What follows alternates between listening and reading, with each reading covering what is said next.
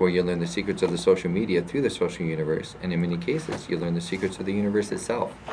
And today, one of the common secrets between social media and the secrets of the universe is safety. And we want to talk about safety from the standpoint of your children. So I know it sounds like I'm advocating that you become the type of parent that would micromanage their children. But if you aren't a parent who is watching what your children are doing, you might want to become one. I'm going to give you some statistics that if they don't scare you, or at least give you pause to think, then I'm really not quite sure what to do with you as a parent. I recommend going to a counselor. But here's a couple of statistics. The first thing is that 97% of men in a double-blind study have admitted that they are addicted to pornography. 97% of men, and 60% of women have admitted that they are addicted to pornography. So, and here's the surprising number. Before they did a similar study prior to this, and I'm not looking at the study. So if somebody goes and finds a study and I'm off by a few points, my apologies. But it's somewhere around 97, somewhere around 60.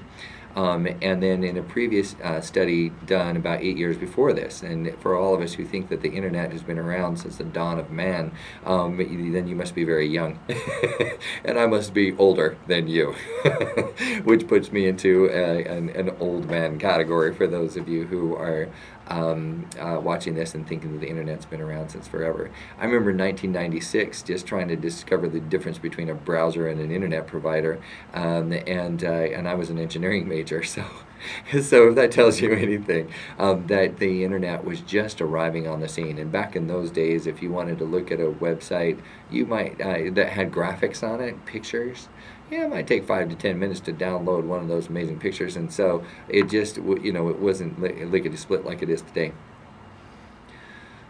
The reason why I share all this with you is that they did a study in those times, and it was actually only about 70% of men and only about 30% of women that they view pornography regularly and potentially were addicted to it. So the existence of the internet, even though it's doing amazing things for us, and those of you who might be thinking, oh my goodness, we have a Christian prude on our hands, I want to push that to the side. I mean, I could have a different religious discussion, which would be a completely different conversation. But we're not talking religion today. We're talking feminism, and we're talking the rights of women being violated in sex slavery. So this is why I'm not discussing prostitution. I'm discussing sex slavery, which is a sub-part of prostitution, but it is not. It is not to be. I don't want you to lump it into prostitution, because now people say, well, in Vegas they do just fine with it and they're clean, and we think we should legalize prostitution across the whole United States and do it like Vegas does, and Vegas is great. Vegas is great. They make us chocolate cake. Whatever it is that you're going to say, right? So the point is that. That's not what I'm talking about. I am talking today particularly about sex slavery, where women are sold and bought and sold. And also I want to officially call out the National Organization of Women for their complete and utter silence on this subject. I do not hear from them. I don't see them organizing. All they are, in my opinion, here's what I'm going to call them out. And if I'm going to offend the National Organization of Women, I want to offend them soundly and roundly. The National Organization of Women is completely silent on this subject, and they are just the lapdogs of the chauvinists here in the United States. And I'm sickened because the National Organization of Women is so silent on this issue. Where are you? Why are you not defending the rights of women who are being bought and sold at the age of 2? Where are you when these young women are being bought and sold at the age of 3, 5, 7, 9, 11, 13, 16, 18, and above? Where are you? Why are you completely silent on this subject? You should be raging. You should be out there burning your bras over this. Where are you? So now coming back to those of us who are going to try to do something about this subject. as parents, we need to be aware of things that can happen through the social media, where they call them Romeo pimps. That's the official name. Romeo pimps are the ones that sold that police officer's daughter into sex slavery, where and the Romeo pimps are very, very advanced, by the way. And so it goes like this. You may have a beautiful little daughter, and they don't have to be beautiful, by the way.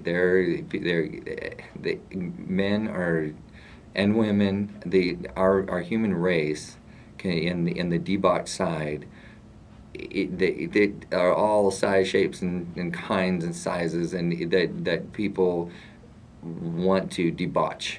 Okay, and when I talk about debauch, and oh, by the way, we're in a new segment, so we're talking about some terrible things here.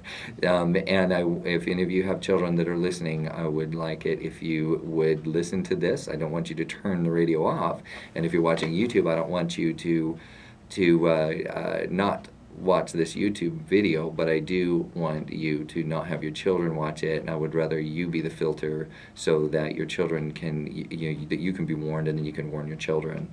But so now I want to go back to my friend who put up on Facebook, thinking it was funny, I was asked to be a prostitute yesterday, what should I do? And there were all kinds of sarcastic, mean comments that were thrown up there. My comment was, I know you have self-respect, because I know this woman, and I have a lot of respect for her. I said, I know you have a lot of self-respect, and I think it was completely offensive that this person asked you to be a prostitute. And I also think that you should be reporting this for soliciting a prostitute. Now, the thing that let me just share with you why I share this. That is more about prostitution than it is about sex slavery, because he didn't try to abduct her, throw her in a car, and sell her into sex slavery. However, I do want to talk about that most of prostitution, even if it's voluntary to begin with, is not just prostitution and the woman's right to choose. This is actually one of the reasons that the National Organization of Women remains silent on this subject, is they want to say that it's a woman's right to choose to be a prostitute, and what she wants to do with her body is her own choice. But this is what I have to say. I want you I would love to have somebody bring a study to me that talks about if a woman chooses to become a prostitute, when were her first experiences? Were they voluntary sexual experiences, or were they experiences where someone was forcing her to have sex? So if the National Organization of Women, rather than talking about the woman's right to choose, if they would fight the issue of when it was a father, an uncle, a grandfather, a relative, a foster parent, whatever it is, that took away the woman's right to choose whether or not she was going to have somebody having sex with her when she was younger. Because if you think about it, domestic child abuse, sexual abuse, is just free sex slavery. That's all it is. And so where is the National Organization of Women on that subject? Completely silent. Where are they? What are they doing besides just being the lapdogs of the chauvinists? All the feminist National Organization of Women is a chauvinist vehicle. They're completely sold out. I'm disgusted with the National Organization of Women. What I'm hopefully not disgusted with is us as parents. I'm hoping that as parents that we can be aware that the slavery institutions are utilizing the social media in order to get a hold of our children. And so this is the way they do it, by the way. I need to warn you what they're going to be doing to your children, male and female, but for some reason there tends to be an imbalance toward women, where there's more women than young men that are being pulled into sex slavery. This is the way it happens. I've talked to police officers, I've talked to the nonprofit organization leaders that understand how this works. Here's how sex slaves are brought in normally, if they are not brought in through Facebook, and sometimes through Facebook as well. These young women are told that they are, what's the term here? Cute, beautiful, attractive, model quality. Are you a model? Is the first question that might come out of a Romeo pimp's mouth, or on social media. They may be talking in this fashion. And then what they do is they become good friends, quote quote friends, with our young daughters. And then they actually begin to take pictures of them and showing them very wholesome, good pictures about how cute they are.